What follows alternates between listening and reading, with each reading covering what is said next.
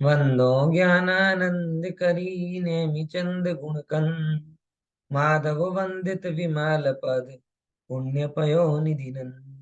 ई विधि मंगल करानते जग में मंगल हो तो उदंगल दूरी सब तम ज्यो भानु द्योत। गुणस्थान विवेचन का विश्लेषण हम धीरे धीरे कर रहे हैं और गुण स्थानों का अलग अलग प्रकार से वर्गीकरण ये हमारी चर्चा का मेन पॉइंट रहा है। और उसमें हम लोग चर्चा करते करते जिसे कहें कि अलग अलग अपेक्षा से गुरु अगुरु की अपेक्षा से પછી सुखी दुखी की अपेक्षा से अलग अलग अपेक्षा से गुण स्थानों का विचार कर रहे हैं और ये भी समझ रहे हैं इस अपेक्षा से अगर हम गुण स्थान समझेंगे तो हमें बहुत आसानी से पूरे के पूरे गुण स्थान समझ में आ जाएंगे। बराबर। आखिरी जो अपेक्षा अपन ने चर्चा की थी वो कौन सी थी? योग की और दुखी सुखी की अपेक्षा। बराबर। आज जो हमको चर्चा करनी है वह है अलग अलग एंगल में बहिरात्मा अंतरात्मा और परमात्मा के पॉइंट ऑफ व्यू से। ठीक है। बराबर। देखिए यहां तक हमने चर्चा की थी कि सुखी कौन है दुखी कौन है, कितना सुखी है कितना दुखी है ना। समझे? कौन दुखी है कौन सुखी है। एक सामान्य बात अपन से पूछी जाए तो गुण स्थानों के सिस्टम में कौन सुखी है और कौन दुखी? बताइए। कहाँ एक से से सुख तीन चालू? Very good. एक से एक तीन से वाले तीन क्या है?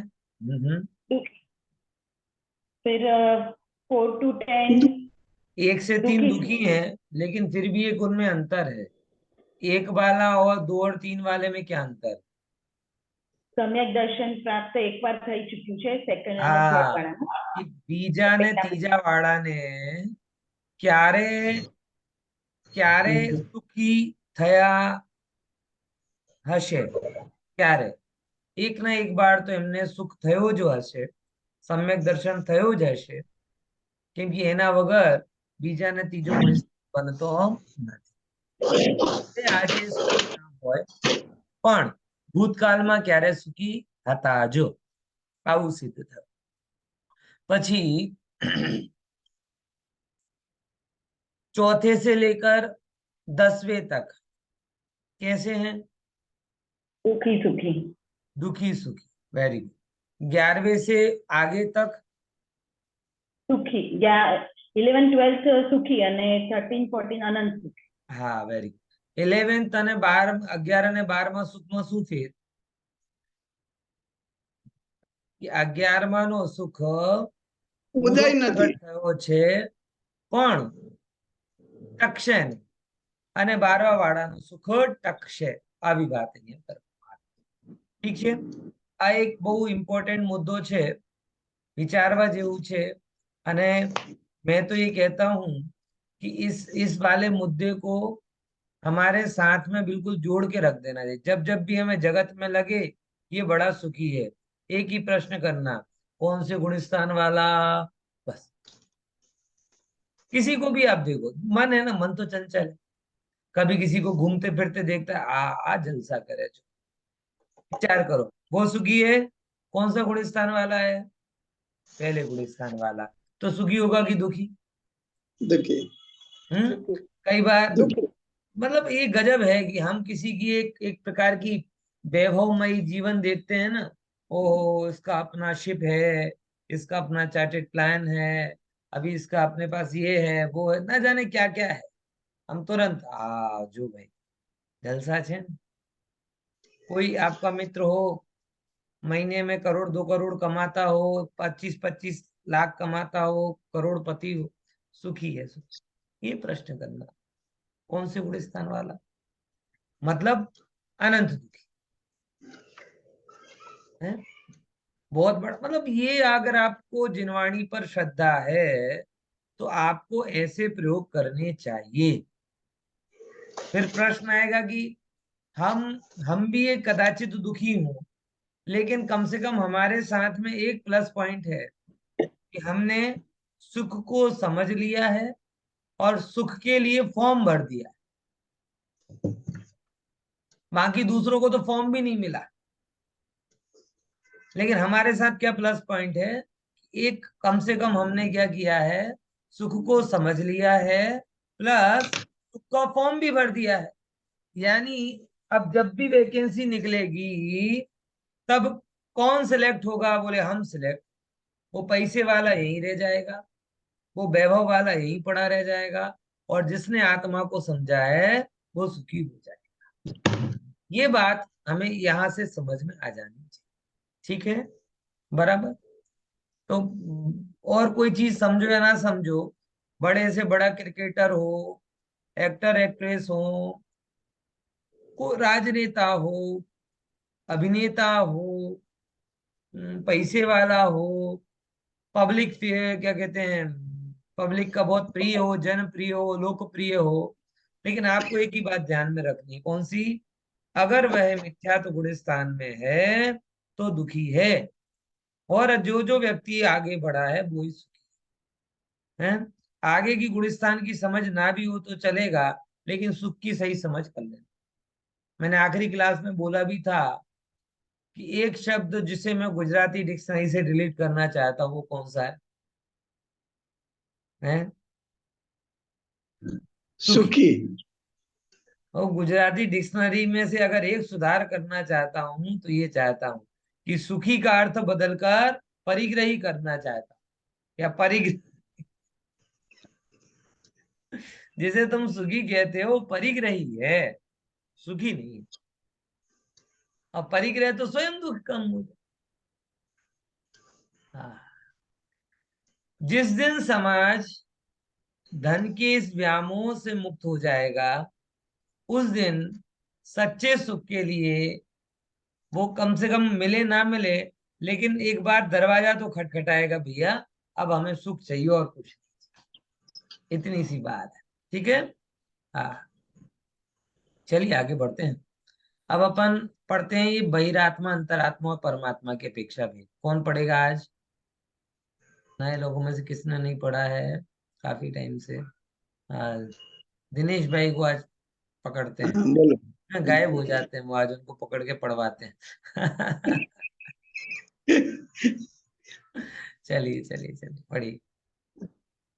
15 નંબર आप બહિરાત્મા, અંતરાત્મા અને પરમાત્માની અપેક્ષા એ हाँ, ત્રણ ભેદ, આના ત્રણ ભેદ છે. बराबर। મિથ્યાત્વથી ત્રીજા મિશ્ર ગુણસ્થાન સુધીના ત્રણે ગુણસ્થાન વર્તી સર્વ જીવ બહિરાત્મા જ છે. हम्म। તેને દુઃખી, અજ્ઞાની, વિરાધક અને સંસાર માર્ગી हाँ, જ जानो। જાણવા જોઈએ. बराबर। ચોથા અવિરત સમ્યક્ત્વ ગુણસ્થાન થી લઈને 12મા ક્ષીણ મોહ ગુણસ્થાન સુધીના हम्म। 9 ગુણસ્થાન વર્તી સર્વ જીવ અંતરાત્મા છે. એ સર્વ સમ્યક જ્ઞાની, સાધક, મોક્ષ માર્ગી અને યથા પદવી સુખી છે. हम्म। તો 13મા 14મા ગુણસ્થાન વર્તી સહયોગ અયોગ કેવળી हम्म। જીનેન્દ્રોનો તો જીનેન્દ્રોને પરમાત્મા કહે છે. આ કેવળ જ્ઞાની અનંત સુખી તો છે જ, અને શીઘ્ર જ સિદ્ધ પરમાત્મા થઈ આવ્યા બાદ અનંત સુખને પ્રાપ્ત કરવા વાળા છે. जो आने समझिए आपने, बहुत शानदार वर्णन है। लगभग लगभग आपको पता होगा।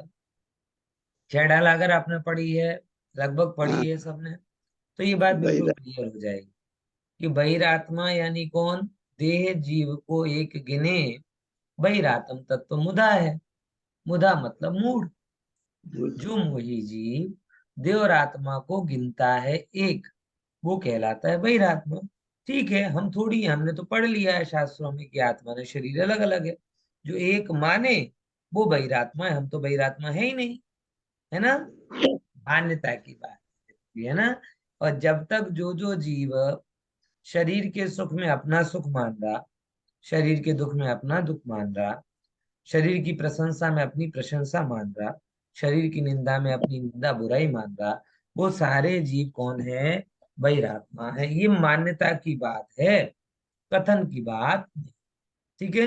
कहने में तो लोग व्यवहार के कारण, ज्ञानी भी ये कह दे कि ये आज मेरा वजन इतना है, और व्यवहार से अज्ञानी भी कह दे कि आत्मा वजन रहित है।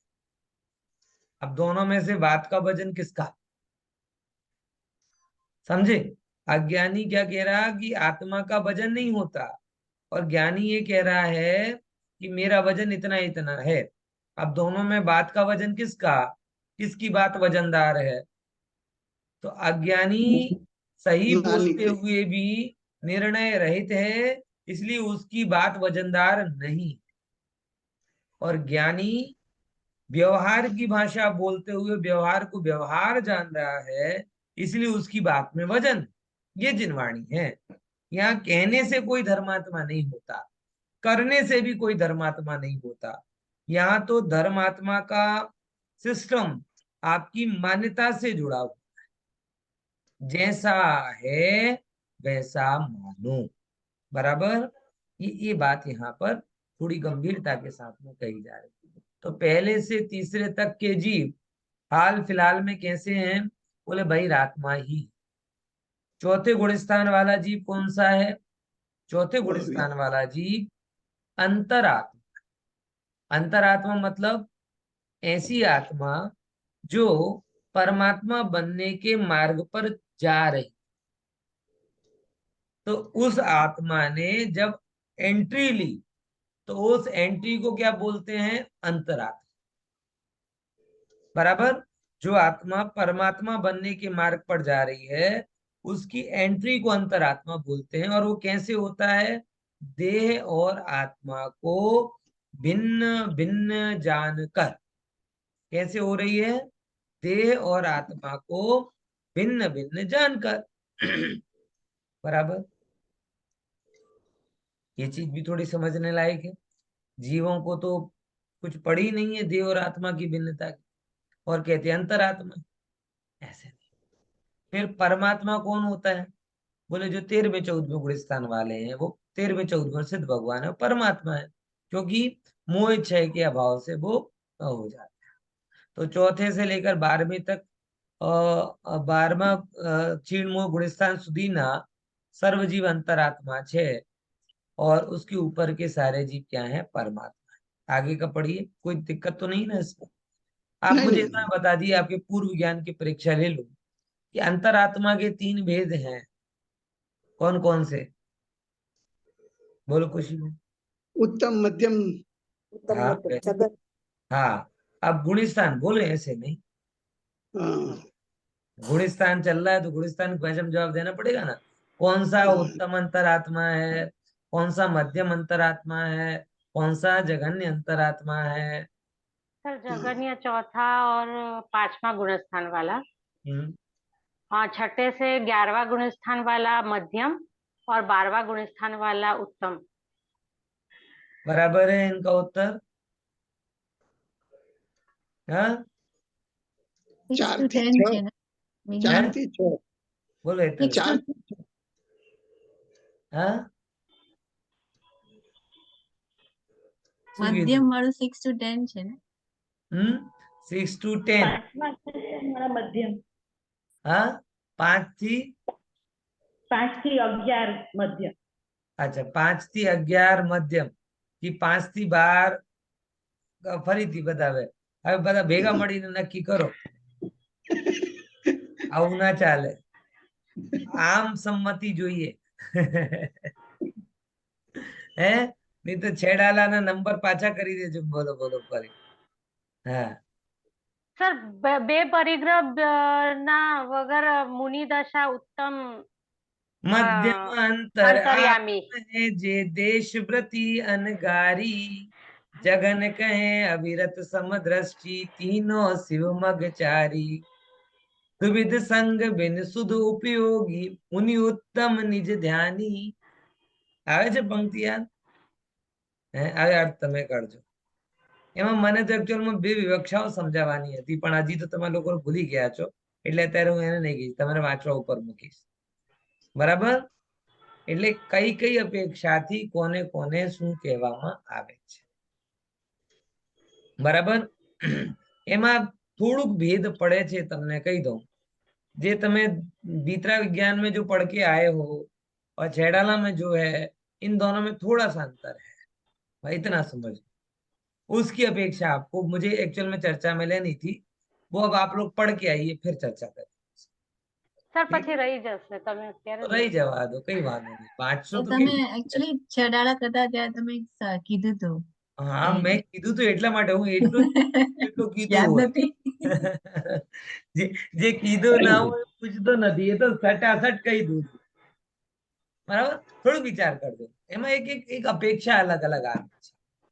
બરાબર? દ્વિવિધ સંગ બિન એના અર્થ નીકળે છે. બરાબર? સર શુદ્ધ ઉપયોગ જેને હોય છે એને હા, વેરી ગુડ. ના, થોડુંક નજીક પહોંચ્યા. એક અપેક્ષા શુદ્ધોપયોગની છે, એક અપેક્ષા પરિગ્રહ રહિત થવાની છે. બરાબર ને? એ બે અપેક્ષાને લીધે. તો જ્યારે શુદ્ધોપયોગના પોઈન્ટ ઓફ વ્યૂ થી આપણે લઈશું, ત્યારે ફ્રોમ 7 ટુ બધા ઉત્તમ અંતરાત્મા કહેવાશે. બરાબર? અને એને ચોથા વાળા જગન્ય, પાંચમા છઠ્ઠા વાળા મધ્યમ. પણ જ્યારે પરિગ્રહ રહિત અપેક્ષાથી લેશો, તો સૂક્ષ્મ પરિગ્રહ, સૂક્ષ્મ સાંપ્રાય 10મા ગુણ સ્થાન સુધી હોય, એના ઉપરના એટલે 11મા 12મા ગુણ સ્થાન વાળા ઉત્તમ અંતરાત્મા કહેવાશે. ફ્રોમ 5th ટુ 10th મધ્યમ કહેવાશે. અને 4th માં કોઈ ડાઉટ નથી. એ છોટે છોટે નાના ભાઈમાં કઈ વાંધો નથી. વચલા ભાઈમાં આનો સૌથી મોટી પ્રોબ્લેમ હોય છે.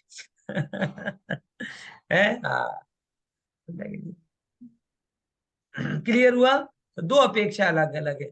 द्विविध संग बिन सुध उपयोगी, ये लाइन है. अगर आप अंतरात्मा की व्याख्या, उत्तम अंतरात्मा की व्याख्या परिग्रह रहित ये करते हो, तो 11वें गुणस्थान वाले, 12वें गुणस्थान वाले, ये क्या कहलाएंगे? उत्तम अंतरात्मा कहलाएंगे. और जब ये उत्तम अंतरात्मा कहलाएंगे, तो बाकी सब क्या कहलाएंगे? उनके नीचे वाले मध्यम. लेकिन जब जब उत्तम अंतरात्मा की व्याख्या शुद्धोपयोगी शब्द कहा जाता है, तो 7वें अप्रमत्त गुणस्थान से ऊपर वाले सभी उत्तम अंतरात्मा कहलाए. ठीक है ना? ये अपेक्षा. चलिए आगे चलते. 16 नंबर. हाँ, 16वें नंबर. અશુભ ઉપયોગી, શુભ ઉપયોગી, શુદ્ધ ઉપયોગીની અપેક્ષા. મિથ્યાત્વથી ત્રીજા મિશ્ર ગુણસ્થાન સુધીના ત્રણેય ગુણસ્થાન વર્તી જીવ મુખ્યપણે અશુભ ઉપયોગી છે. ચોથાથી લઈને છઠ્ઠા ગુણસ્થાન સુધીના ત્રણેય ગુણસ્થાન વર્તી જીવ મુખ્યપણે શુભ ઉપયોગી અને ચોથા પાંચમા ગુણસ્થાન વર્તી ગૌણ રૂપે શુદ્ધ ઉપયોગી પણ છે. 7માથી 12મા ગુણસ્થાન સુધીના સર્વ જીવ વધતા થકા શુદ્ધ ઉપયોગી જ છે, તથા 13મા અને 14મા ગુણસ્થાનમાં શુદ્ધ ઉપયોગનું ફળ છે. એક અપેક્ષાથી ચોથા ગુણસ્થાનથી લઈને 14મા ગુણસ્થાન સુધીના 11 ગુણસ્થાન વર્તી બધા જ જીવ ધર્માત્મા કહેવાય છે. जो अब हमारी मेन जॉब प्रोफाइल क्या है? अगर आप गुणस्थान के कॉन्टेक्स्ट में अपनी जॉब प्रोफाइल देखेंगे, तो आचार्य कह रहे हैं कि जो मिथ्यात्व गुणस्थान वाला है, अशुभोपयोग उसका मेन बिजनेस है. क्या बोला? अशुभोपयोग हमारा मुख्य, हमारा अधिकतम समय अशुभोपयोग में जाता है. किसी को इस बारे में कोई डाउट है कि बिल्कुल पक्की खातरी है कि नहीं? बात 100% सच्ची. और लिटरली है। हम अगर अपना काम का एक एक मोटा मोटी वर्गीकरण देखें तो आजीविका और आरंभ दो कामों में जाता कि नहीं जाता है? आजीविका में जाता है और आरंभ में जाता है। आजीविका का काम हिंसा से भरा हुआ है, कपट है, झूठ है, अनीति है, कितनी सारी चीज। और घर गृहस्थी के काम कैसे हैं? आरंभमयी है, पाप से भरे पड़े हुए हैं। यानी मुख्य रूप से अगर देखा जाए तो पहले गुण स्थान वाले जीव का समय चाहे कि ना चाहे, दो ऑप्शन है। भव्य जीव होगा, भीने हृदय वाला होगा तो अशुभोपयोग की इच्छा कम रखेगा, लेकिन होगा तो। और अगर भव्य नहीं होगा तो अशुभोपयोग करेगा, अशुभोपयोग में ही मस्त रहेगा और उसकी इच्छा करेगा। यानी ये बात तय है कि अगर जीव जब तक अपनी दशा नहीं बदलेगा तब तक उस दशा के अनुसार होने वाले भावों से भी पूरी तरीके से बच नहीं सकता। ये फैक्ट बस। इसीलिए यहां कहा कि पहले से तीसरे गुण स्थान तक घटता हुआ अशुभोपयोग है। क्या है? घटता हुआ अशुभ उपयोग। और चौथे से छठवें गुण स्थान तक बढ़ता हुआ शुभोपयोग है। पॉइंट समझ में आया? नियम, एक जगह अशुभ घट रहा है, पहलरी दूसरी तरफ शुभ बढ़ रहा है। समझे? मुख्यता की अपेक्षा, सूक्ष्मता की बात नहीं कर रहे, लेकिन मुख्यता की अपेक्षा तो पहले से तीसरे तक घटता हुआ शुभोपयोग और चौथे से छठवें तक बढ़ता हुआ शुभोपयोग।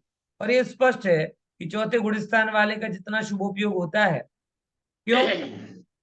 आत्मा के बल से सत समागम सदाचार के कारण पांचवें गुण स्थान वाले का और ज्यादा होता है। क्यों? क्योंकि उसने क्राइटेरिया नक्की कर लिया ना। पांचवें गुण स्थान वाले ने आजीविका की मर्यादा कर ली, आरंभ समारंभ की मर्यादा कर ली, विषय भोगों की मर्यादा कर ली। तो ये आजीविका के कारण, आरंभ समारंभ के कारण, विषय भोगों के कारण जो पाप में अनिवार्यता उसे जाना पड़ता था वो बच जाता। बच जाता कि नहीं बच जाता? इसीलिए ये बात यहाँ पर कही। ठीक है, बराबर। तो फ्रॉम 4 to 6 डिक्रीजिंग लेवल में, इंक्रीजिंग लेवल में बढ़ता हुआ शुभोपयोग, बराबर। और एक से तीसरे तक क्या है? घटता हुआ अशुभ, क्या कहते हैं, अशुभोपयोग। फिर उसके बाद सातवें से 12वें तक कौन सा उपयोग है? कौन सा उपयोग है? शुद्धोपयोग। कौन सा उपयोग? शुद्धोपयोग। शुद्धोपयोग मतलब क्या? आपने आज तक के जीवन में शुद्धोपयोग का सबसे अच्छा वर्णन कहाँ पढ़ा है?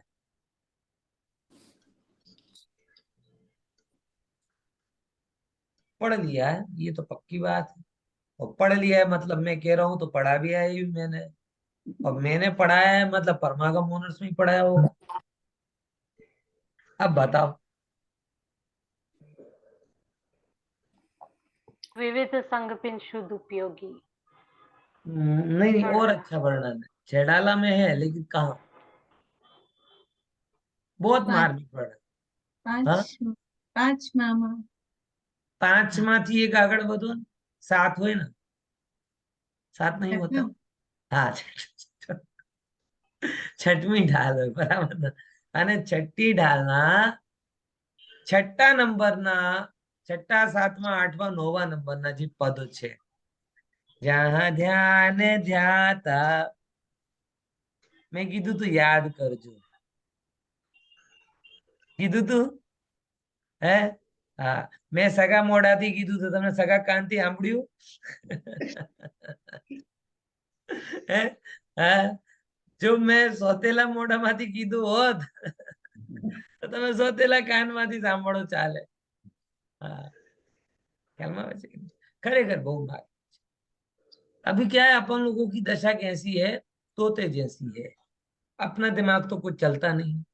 तो जितना कम से कम विद्वानों ने चला दिया है, उतना भी अगर हम समझ जाएं, उतना भी अगर हम समझ जाएं, तो भी अपना काम बहुत अच्छे से कर सकते। बराबर।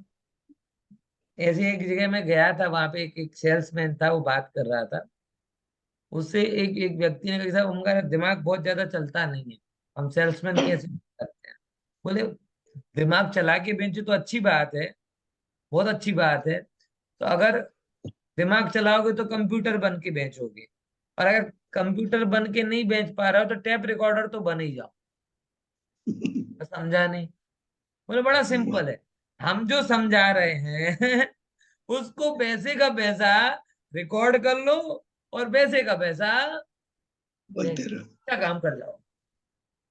तो दो ही चीजें हैं, कंप्यूटर बनो वेल एंड गुड, खुद लिखो, खुद सोचो, खुद विचार करो, बहुत अच्छी बात है। लेकिन अगर नहीं बन पा रहे हो तो क्या करो? टेप रिकॉर्डर बनने में भी, ये ज्ञानियों का भोंपू बनने में कोई बुराई नहीं। भोंपू समझते ना, भोंपू?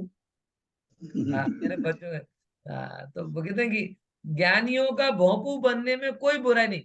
संसार में भोंदू बन के घूमने की बजाय ज्ञानियों का भोंपू बन जाओ। भोंपू नहीं ख्याल में आया होगा अभी? पहले जो होता था ना, वो आइसक्रीम आइसक्रीम बेचने वाला आता था, तो भोंपू भोंपू ऐसी आवाज आती, बराबर ना?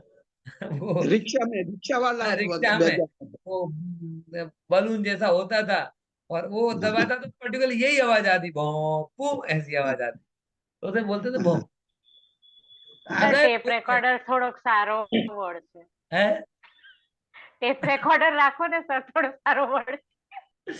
ना, कहीं वांधो नहीं। अरे अज्ञानियों के तो चरणों की धूल बन जाए भोंपू, तो भी बड़ी बात है, हाथ में रहता है। हम तो चरणों की धूल बनने के लिए तैयार हैं। समझे कि नहीं समझे? कहने का मतलब क्या, कि ज्ञानियों ने जो कहा है, ज्ञानियों ने जो समझा है, अगर हम उसमें भी अपने चित्त को दौड़ा के रखें तो बहुत अच्छा रहे। संसार में भोंदू बन के घूमो, इससे क्या फायदा?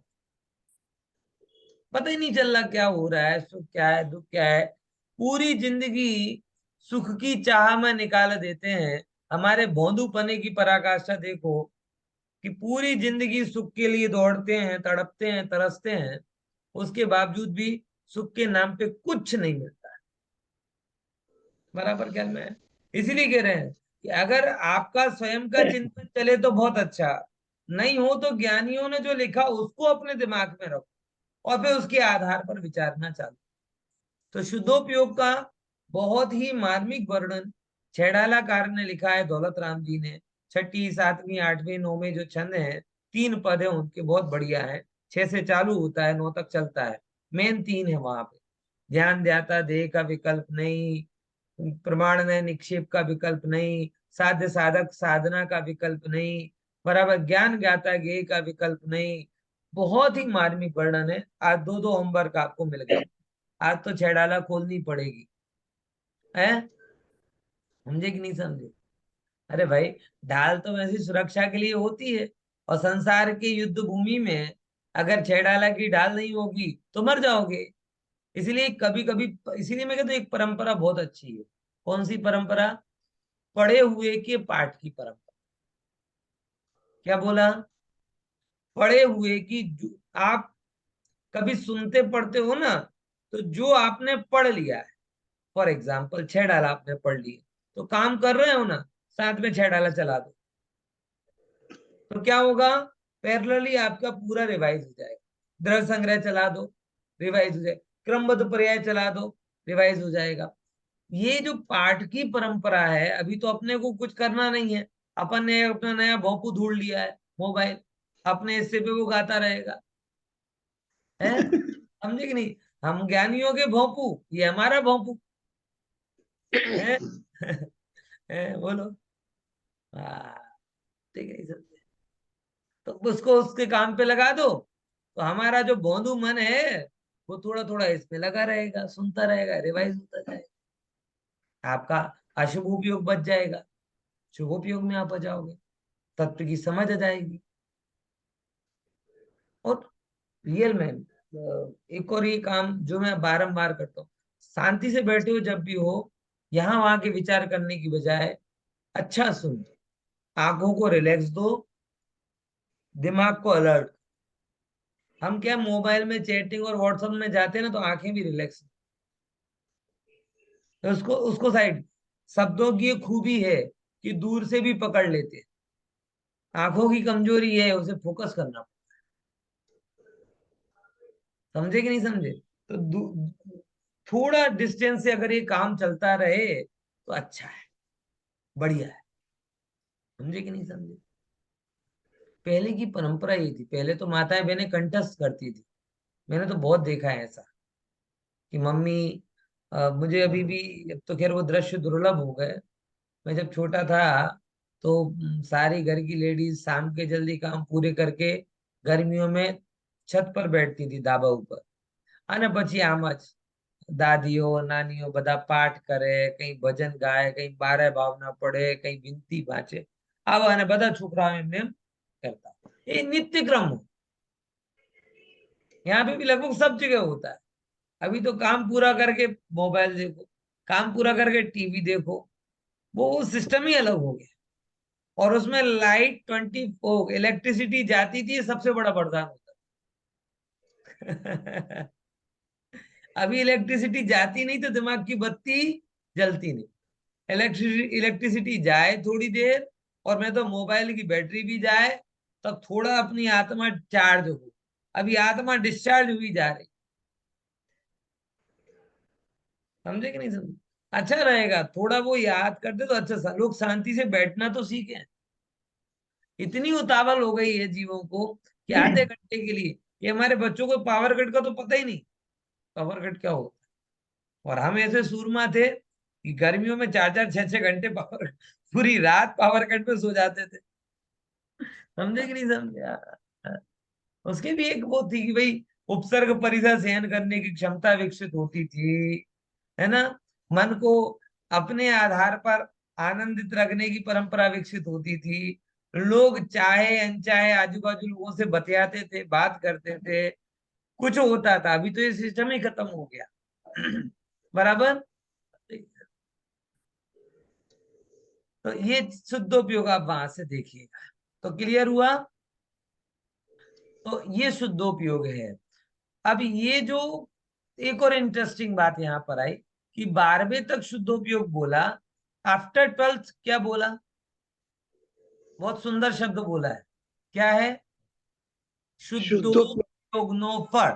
તો શુદ્ધોપયોગ અને શુદ્ધોપયોગના ફળમાં શું ફેર છે? કેમ 13મા ગુણસ્થાનમાં શુદ્ધોપયોગ નથી કીધું, ફળ કીધું? બોલો। સર 12મા ગુણસ્થાન સુધી શુદ્ધ ઉપયોગ એક ઓપ્શન છે શુભ ઉપયોગના સાથે, એટલે છે, એટલે એનું ઓલું કીધું છે ને 13મા ગુણસ્થાનમાં તો શુદ્ધ ઉપયોગ જ છે, એટલે ઈ ફ્રૂટ છે, એટલે દેટ ઇઝ ધ ડેસ્ટિનેશન કે ભાઈ। સારું, ઉપયોગની પરિભાષામાં આવે ચંચલતા। બરાબર। ઉપયોગની પરિભાષામાં શું આવે? ચંચલતા। તો જ્યાં સુધી ચંચલતા છે ત્યાં સુધી જ ઉપયોગ કહેવાશે। અને જ્યાં ચંચલતા જતી રહી એટલે જ્ઞેય પરિવર્તન, જ્ઞપ્તિ પરિવર્તન થતો જ નથી અનંતકાલ સુધી, તો પછી એને ઉપયોગ ના કહેવાય, એને કહેવાય કે એનો ફલ મળ્યું। खबर पड़ी? फरीथी समझी लो कि उपयोग कब कहते हैं? जो जो चंचलता है उसे उपयोग कहते हैं। बराबर। यहां से वहां जा रहा है, वहां से यहाँ आ रहा है, इसकी बजाय वो कर रहा है, उसकी बजाय ये कर रहा है, ये चंचलता है। तो जब तक ये चंचलता है तब तक उपयोग है। और जब वो चंचलता खत्म हो गई तो उपयोग का उपयोगपन ही खत्म हो गया। समझ में आया? तो उपयोग का उपयोगपना खत्म हो गया, तो वो उपयोग का फल बन। समझे? जैसे आप जो भी फल खाते हो, फल बराबर ना, वो अल्टीमेटली बना किससे? बताओ, विचार करके देखो। आपने तो उसको बड़ा नहीं किया ना। अगर वो बड़ा हुआ है तो मिट्टी से, हवा से, पानी से, ये जो जो उसकी पोषक तत्व थे उससे फर्टिलाइज होकर के ही वो बढ़ा है। रॉ मटेरियल कहाँ से आया? मिट्टी से ही आया ना, वही उस रूप कन्वर्ट हुई ना। What is my point? तो आप कभी कह सकते हो कि आप एप्पल नहीं खा रहे, आप मिट्टी खा रहे हो, हैं? बोलो, ग्रेप्स नहीं खा रहे, मिट्टी खा रहे हो, है उसका, लेकिन वो उसका फल बन गया। फल बन गया तो पूर्व दशा कंसीडर नहीं होती। ऐसे ही चंचलता है तब तक उपयोग पना है, चंचल पना चला गया तो उपयोग पना भी चला गया। ए तो उसको बोला तो क्या है? बोले उपयोग का फल है। अब इतनी बात यहाँ पे समझना कि 7 से आगे तक की बात तो कंफर्म है, उसमें एक मुख्य गुण की अपेक्षा वर्गीकरण। जैसे पहले से तीसरे तक क्या बोला कि क्या क्या बोला था पहले से तीसरे तक? हम्म, कौन सा उपयोग है?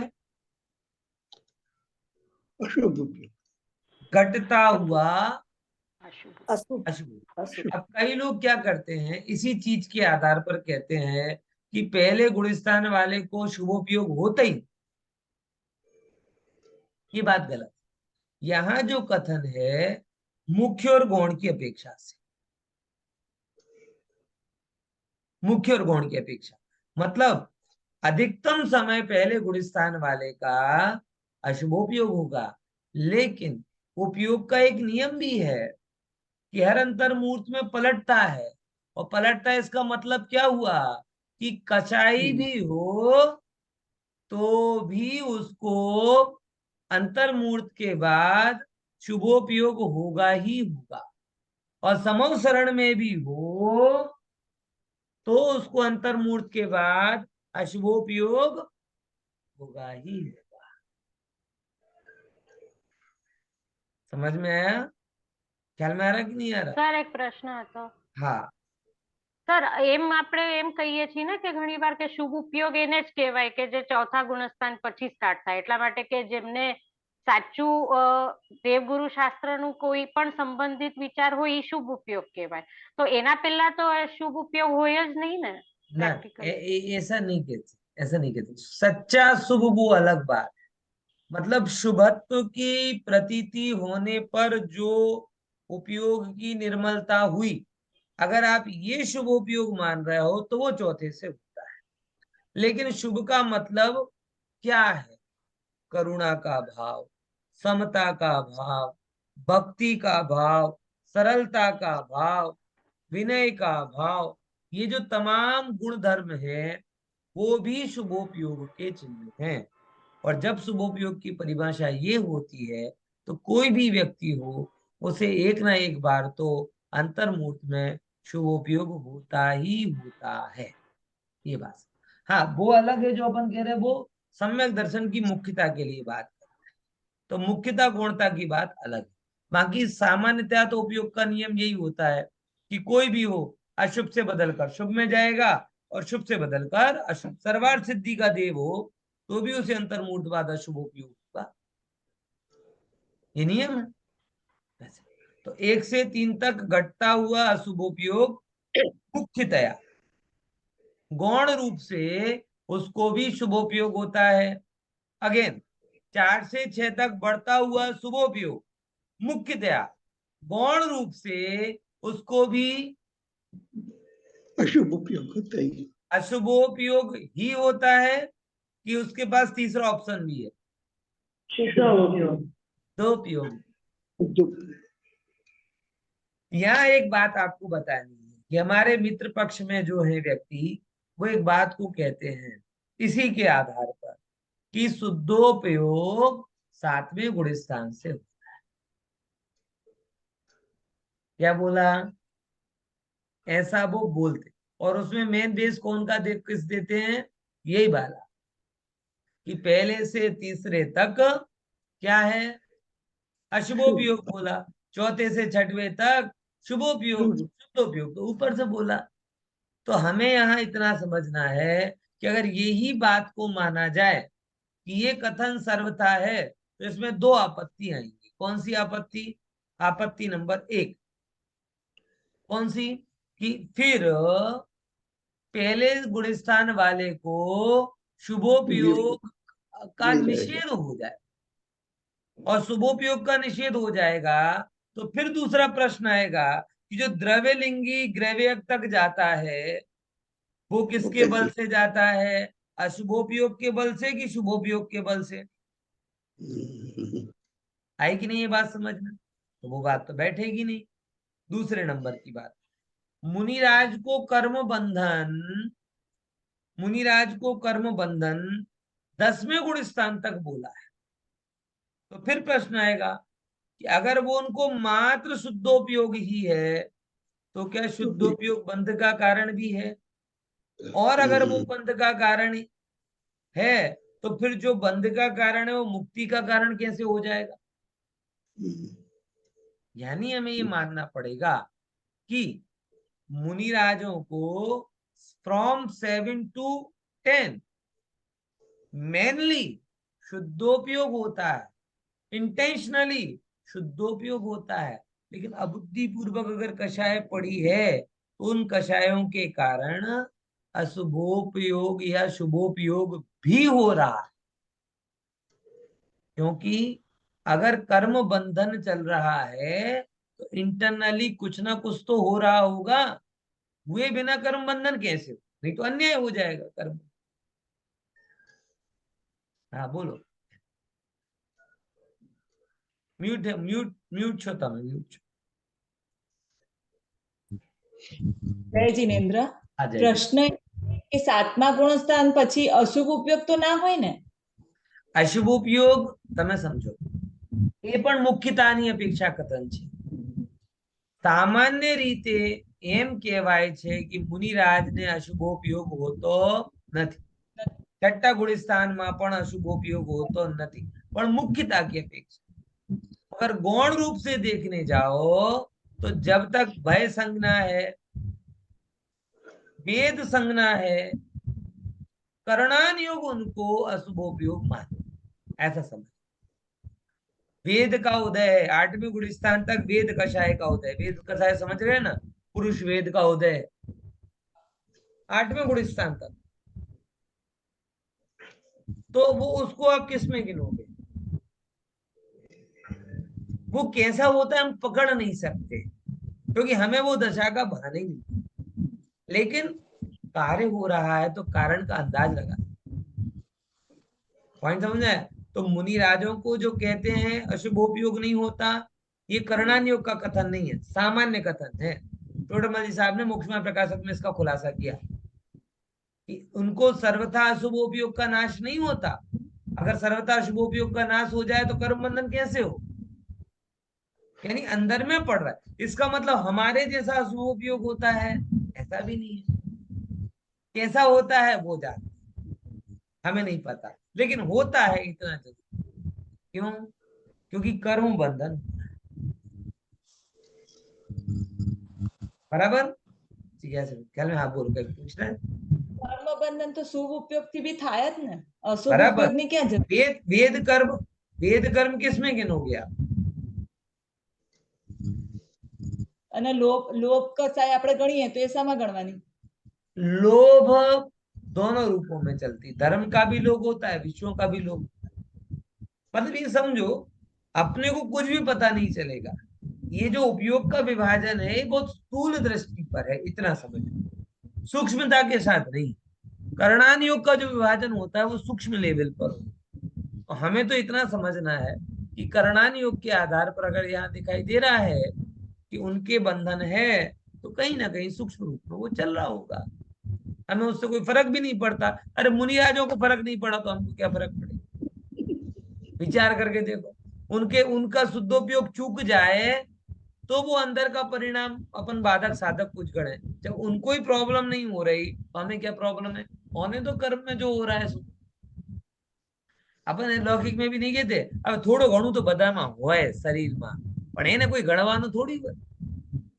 अभी आप सब लोग यहाँ बैठे हो एकदम ओके हो, बोले किसी की नींद बराबर नहीं हो गई, किसी का सर दुख रहा होगा, किसी को सर्दी जुकाम हो रहा होगा, किसी की कमर दुख रही होगी, किसी का कुछ हो रहा होगा, कुछ होता रहता ना कुछ, ओके की परिभाषा क्या है? हैं? क्या परिभाषा है? ओके किसे कहें? कोई नहीं છે જ सकता। નહીં પરિભાષા. જેટલું हाँ, સહન થાય એટલું ઓકે. બસ એ સામાન્ય કરે, એ જ વસ્તુ છે કે જેનાથી તમારું मुख्य काम ना बगड़े, बस એ જ। तो मुनिराज का मुख्य काम शुद्धोपयोग है, तो अंदर में पड़ी हुई अबुद्धि पूर्वक कसायों का होता है, उसको बिगाड़ नहीं रहे। मुनिराज कहते डोंट केयर, हमें कोई चिंता नहीं है, तो बस हमारा शुद्धोपयोग नहीं छूटना चाहिए। लेकिन करणानियोग कहता है वो रिपोर्ट के जैसा होता है, ना ना छे तो छे જ, માનવું તો પડશે ભાઈ, રૂપિયાનો કર્જ છે પણ માનવું તો પડશે કર્જમાં છે। હવે હાસે ભાઈ, હવે રાખો ને, ના ના ના, શું કે કરણાનિयोग? બક્ષિસ કરોડની હિસાબ પાઈ। करणानियोग ऐसा बोलता है। और अभी हम क्या पढ़ रहे हैं? करणानियोग। तो दो दो आपत्ति ख्याल में आई ना आपको? और इससे मुझे जो बताना था वो बात इंपॉर्टेंट, कि हमारे मित्र पक्ष में इसी लाइन के आधार पर ये कहा जाता है कि चौथे में शुद्धोपयोग नहीं होता, क्योंकि फ्रॉम 6 तक सुबह शुभोपयोग है, 7 से शुद्धोपयोग की बात आती। तो हमने दो आपत्ति बताई कि अगर ऐसा मानोगे सर्वथा तो क्या प्रॉब्लम होगी? पहले गुण स्थान में शुभोपयोग का अभाव मानना पड़ेगा, और अबुद्धि पूर्वक जो मुनिराजों को कषाय आदि का उदय चल रहा है, उससे कर्म बंधन हो रहा है, उसका भी अभाव मानना पड़ेगा। और ये दोनों बातें मानने पर बहुत समस्या हो जाएगी। इसीलिए मुख्य गुण की बात अलग है, मुख्य गुण से हमें कोई दिक्कत। हम ये कहा कहते हैं कि चौथे गुण स्थान वाला मुनिराज के जैसा शुद्धोपयोगी होता है? हम तो ये कहते हैं 6 महीने में एक आध दफे उसका पुरुषार्थ जागता है तो परिणति अंदर में आती है।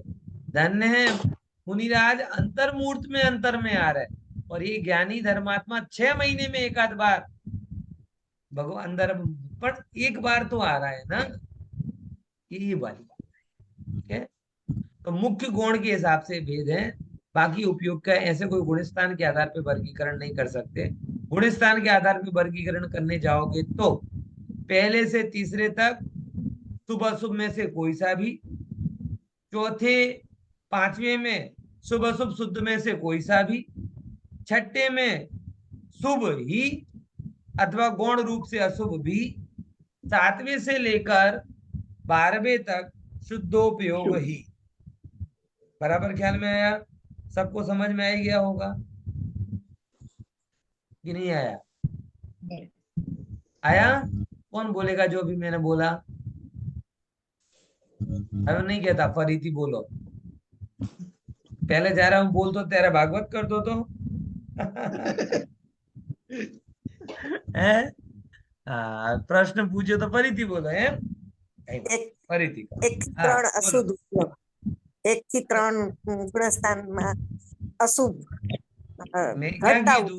अरे मैं जे कीधु अत्यारे बोलो ने, कि शुभ अशुभ दोनों में से कोई भी।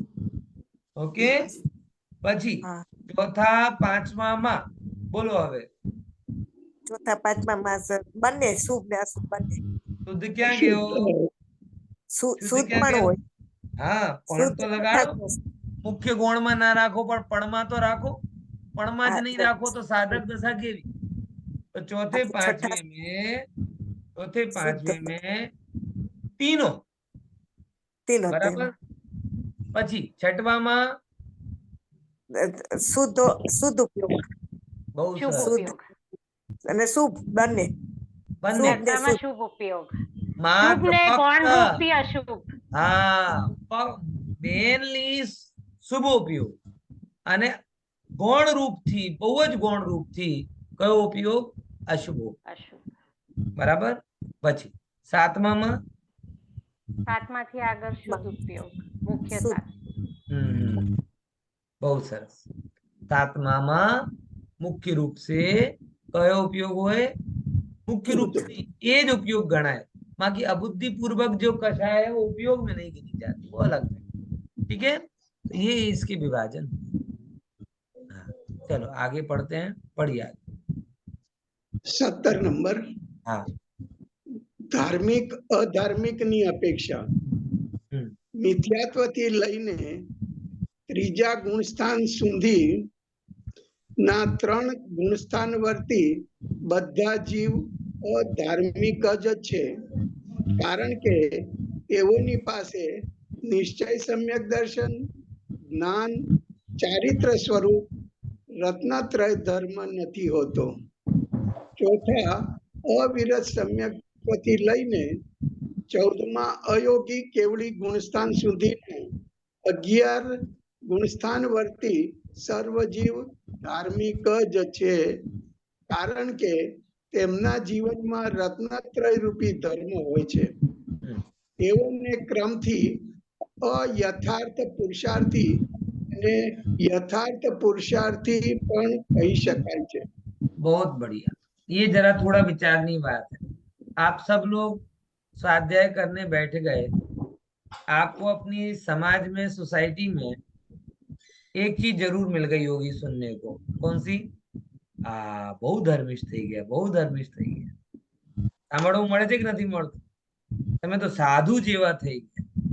અને આવું પણ આટલા પણ કે છે, કેવા થઈ ગયા તમે? સાધુ જેવા થઈ, बहुधर्मिष्ठ થઈ ગયા। પણ भाई दुनिया के चढ़ाने में मत आ जाना। दुनिया तो ऐसी है, मैंने आपको एक बार बताया ना कि मैं मतलब लोगों को अपना बड़ा सामान्य सा काम बड़ा तप लगता है। बात अब की है 2006 की, जब मैंने बीएड में संस्कृत संभाषण प्रतियोगिता में पूरे स्टेट में टॉप किया था। बराबर, संस्कृत संभाषण भाषण प्रतियोगिता होती है ना, तो पूरे स्टेट में टॉप किया था। तो एक व्यक्ति मेरी क्लास का बोलता है, अरे बोले जैन साहब कांग्रेचुलेशन। ठीक है साहब। अरे जैन साहब, ये सब आपके तप का प्रताप। तप? मैंने तो ना उपवास किया ना एकासन किया, कौन सा तप?